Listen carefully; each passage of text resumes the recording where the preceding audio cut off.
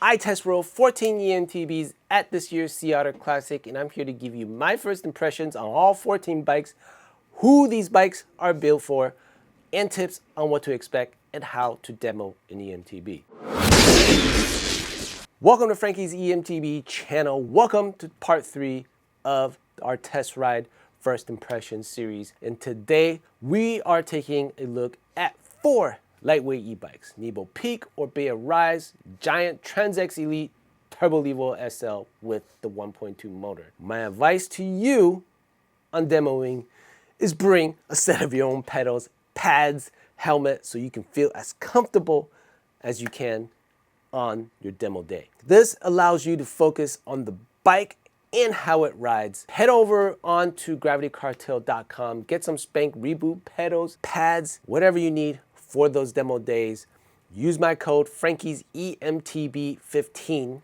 Purchases with my code will help this channel out directly. So our first bike in the lightweight category is the Nebo Peak. First time riding the Fazua system, and that 60 Nm torque felt as if I was back on my Shimano E8000 with 70 Nm of torque. Bike felt easy to climb. You can't compare it to the newest 85 or 90 Nm of torque on the Bosch and the Brose systems, but the boost mode is pretty cool. 3 seconds. 1, 2, whoa. That thing just kicked in. 13 seconds, can I make it through the toughest? Pretty cool setup. The Ride 60 motor is not too bad. Gives you a good amount of boost, but it's not like a full fast, not at that 85. Mid-power bikes, you do need to put some extra work on the uphills. It is still by far better than pedaling on a regular bike. I was getting a little bit of front lift while riding the Nebo Peak, but it was easy enough to shift my weight back forward without much effort. 400 watt-hour battery running on full 29s. I'm on the pro version of this bike, and this bike just felt great through everything. Honestly, the 140mm travel in the rear is a bit smaller than I'm used to, but it still handled the chunks very well. Very poppy and very, very maneuverable. Man, this bike is so easy to hop and flow around. Woo! Who is this bike built for? I say this with any Superlights or lightweight EMTBs. The Superlights are built with riders who have already been riding and who already developed great riding skills, and that they just need that extra push and that extra oomph. And especially at around 140mm, your body will need to absorb some of those hits down chunky stuff. Next is the Orbea Rise. Now, this is the only one on this list that is a full aluminum bike. It has 60 Nm of torque with 504 watt-hours of battery. It's 140mm front and 140mm in the rear. The climb felt really close to my E8000, just like the Fazua did. It has that 60 Nm of torque. Very close to my E8000. With a 504 watt-hour battery. It's already there. I mean, but I will say Orbea has been doing it for a while now. And I think the Rise is due for a quick update. Like all lightweights, it is surprisingly nimble and easy to control. The suspension felt great and responsive. Oh, so playful, this bike. Light. Oh. But with that 140mm bike, when you do smash through rock gardens, you're gonna feel it. It is just the nature of a 140mm travel bike. Definitely gonna feel it in your pedal.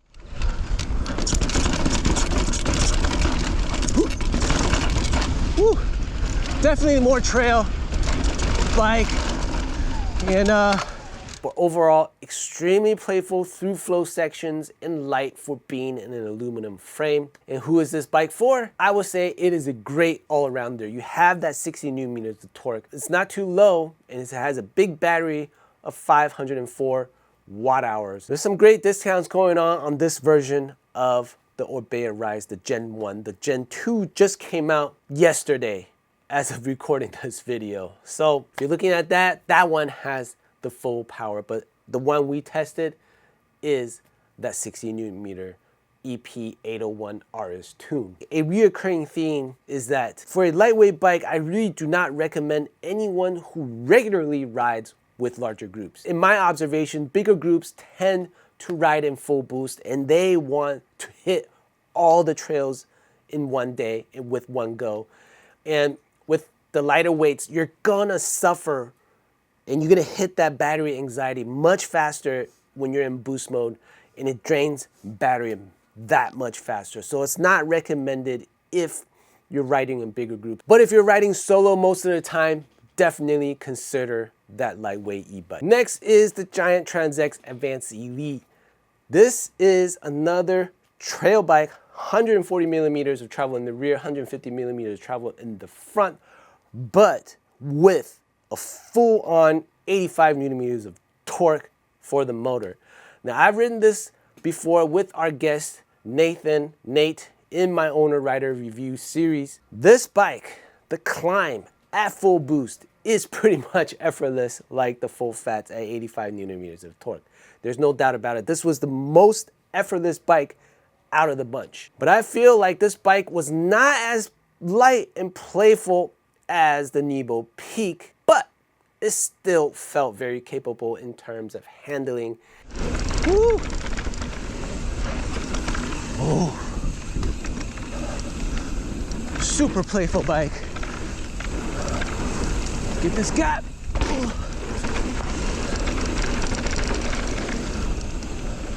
And for a full 85 newton meter motor attached to this bike, it is just as playful. Being that 140 millimeter travel bike, I was able to pop this bike to try and bypass that rock section, which I imagine what a lot of lightweight e-bike riders look to do when they're on the trails. With my subpar bunny hopping skills, I was able to pop this bike with ease.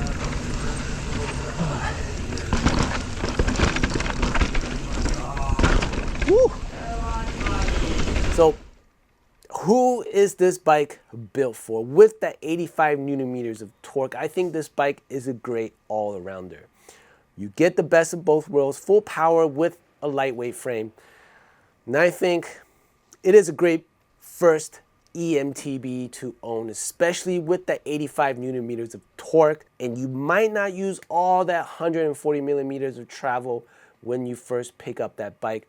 So it is a great bike to progress your skills with. The further you go into the world of mountain biking, the more you know about what you need and what you want. 140 millimeters of travel in the beginning of your mountain bike journey should be enough. Next is the Specialized Turbo Levo SL 1.2 motor with that 50 newton meters of torque. Now this has the lowest torque out of all the bikes, and I have to say, you do feel it in the legs when climbing.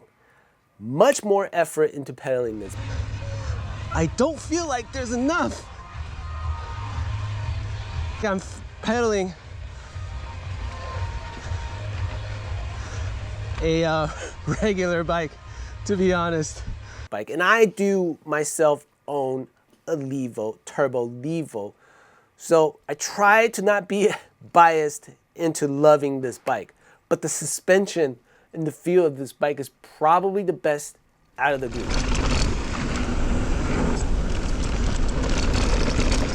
Woo!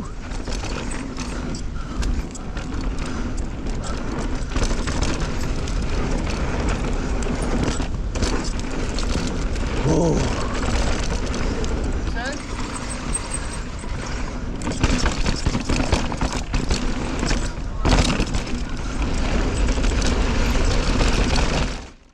The bike is 150 millimeter rear travel, 150 millimeter front travel. It's running on the mono setup with 320 watt hour battery. The downhill on this bike is just solid. It's light and it's maneuverable. I say this has a slight advantage over the travel of all the bikes I've tested, over the Nebo Peak, over the Giant, over the Orbea. It has that bigger suspension, 150 millimeter travel. It is a plusher bike than the Nebo Peak.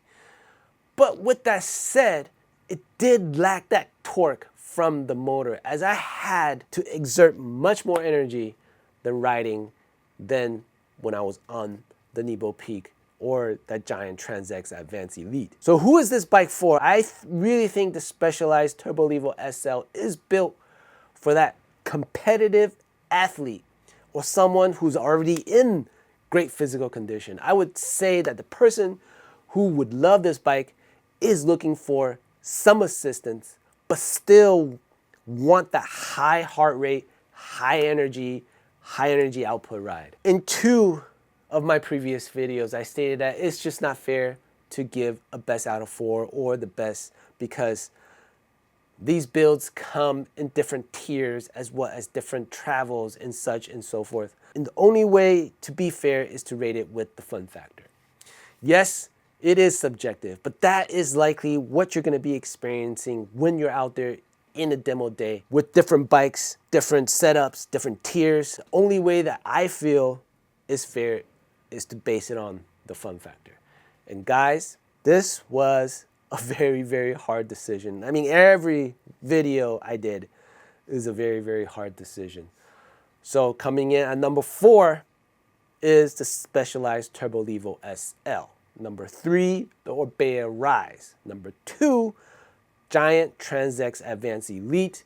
And number 1, it is the RE Nebo Peak Pro. Reason why I picked the Nebo Peak is because it had the power plus all the maneuverability of regular pedal bike, and it just felt great through the chunks. It felt great through the flow sections, and you can just throw this bike around. The Giant came in second with just a tad heavier feel than that Nebo Peak. Don't get me wrong, the Levo SL rode exceptionally great. It was lots of fun to pop, and it was lots of fun to get down the chunk section.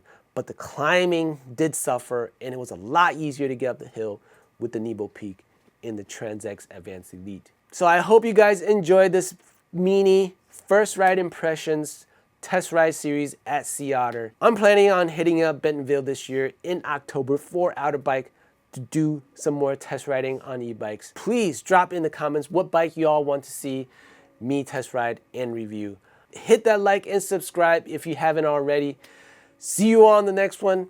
As always, stay electric. Peace.